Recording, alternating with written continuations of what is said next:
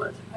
You ever seen a dog going back to his own vomit? I know we just ate, but guys, is that I remember the first time as a kid I saw a dog go back and eat up his own vomit. I thought, this is wrong. This is really wrong. I almost, blew chunks as a result. But that's what the description is in the Word. We go back to our sin. We look for comfort in those places that we shouldn't be. The last letter in our satanic acrostic is C, and it's for confidence in his own ability when it came to, again, arguing with the Lord about how he would not deny the Lord. It's found in Luke 22, verse 31 through 34, and then also in 56 through 62. It says that after Jesus told him in 22 that Satan was going to sift him, he said, Lord, I am ready to go with you to prison and to death. And Jesus answered, I tell you, Peter, Satan's going to sift you. Your faith won't fail. Your courage will fail. And before the rooster crows today, you will deny 3 times that you know me. It's playing out a few verses later in 22, 56 through 62. A servant girl.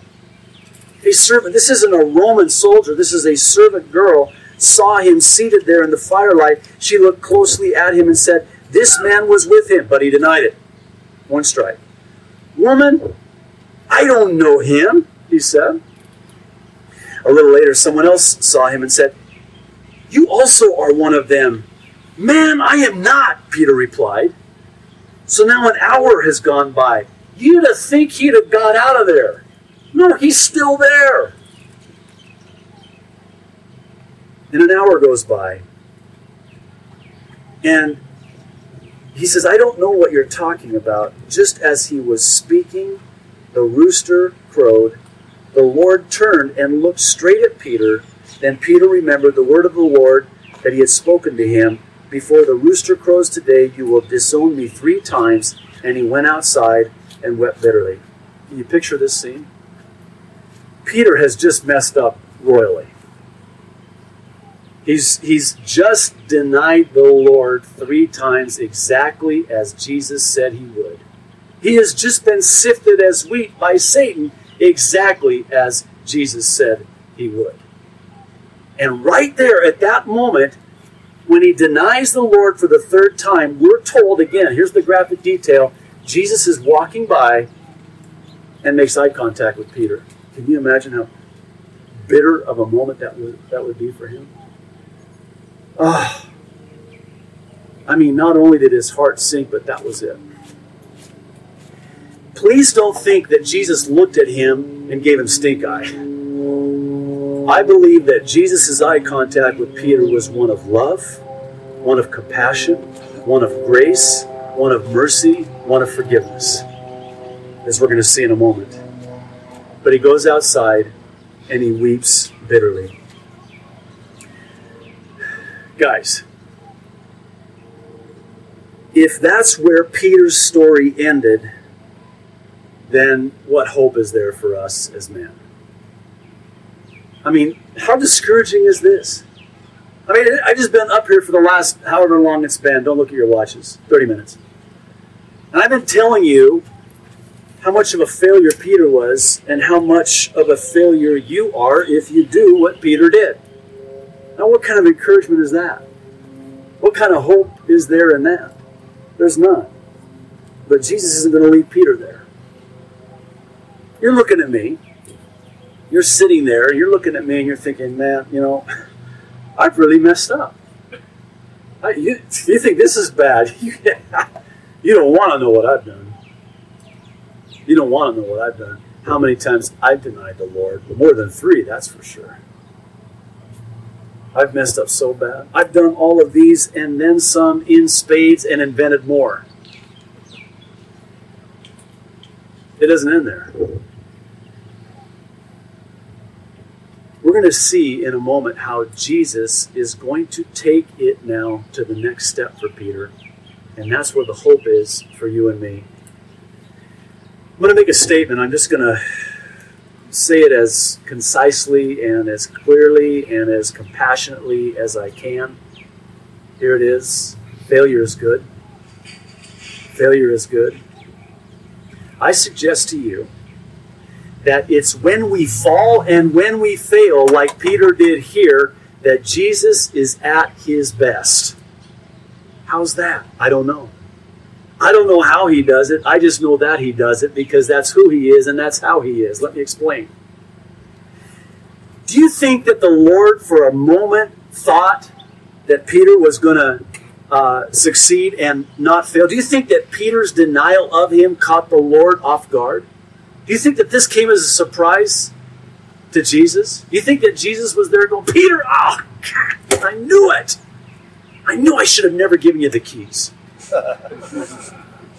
I knew I should have never said, blessed are you, Simon Bar-Jonah. I knew I should have never said I was going to build my church on the rock of your confession. I knew I never should have let you come out on the water and walk on the water to me there on the Sea of Galilee that stormy night. I knew it.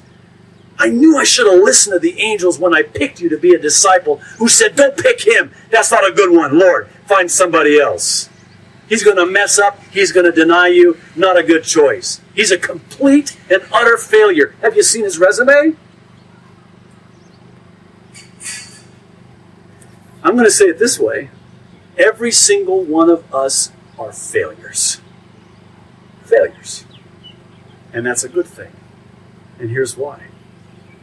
God takes those failures like Peter, and he uses them in grand and glorious ways as only he can do and could never do had we not failed. See, God takes and chooses the foolish things of this world to confound the wise. So we look at Peter and we go, why would you choose Peter? That's a foolish choice. And God says, I choose the foolish to confound the wise. You're looking at a foolish choice right here. Have you seen my resume? I'll never show it to you. I actually don't even have one. And if I did, it would be like, my name and address, because there's really nothing there. I don't have any really, accomplishments that would, in and of myself, allow me to boast. That way God has to get the glory. I can't take, even if I wanted to, I couldn't. No flesh is going to glory in his presence. See, God can take this guy, Peter, who has done the unthinkable. You know what that would be like? That would be like you're out someplace, Waikiki, you're in a bar, God forbid. You're drinking a few brews, and somebody comes up to you and says, hey, I thought I saw you at that church function that one day. They had that thing at Kailua Beach Park, and I saw you praising God. You had your hands up, and you had your Bible, and you were worshiping God at that, Calvary Chapel Kaneohe men's breakfast. What are you doing here? Oh, that wasn't me. That wasn't me. No, it was you. I saw you. I know it was you. No, it wasn't me. No, I'm sure it was you. No. And you deny that you know the Lord. How would you feel after that? Wouldn't you think, man, I'm not even saved anymore. The Lord's surely through with me. Surely the Lord is mad at me. The Lord's not mad at you. The Lord's not mad at you. Jesus isn't mad at Peter here. He's not looking at him, angry at him, going, Peter, I told you not. That I even prayed for you, and you failed me. Get away from me. I'm going to find somebody else to build my church upon their confession. No, he doesn't do that. I want to say this, that in my life, personally, in my marriage, in my parenting, in my ministry, across the board, in every area, my greatest successes, not as the world defines success, but my greatest successes have come on the heels of my most profound failures. Why? Because Jesus then, when I'm in that place of brokenness and contrition, and by the way, we're told in Isaiah that we're never closer to the Lord than when we're broken and contrite. Now, Peter's broken. Now God can use it.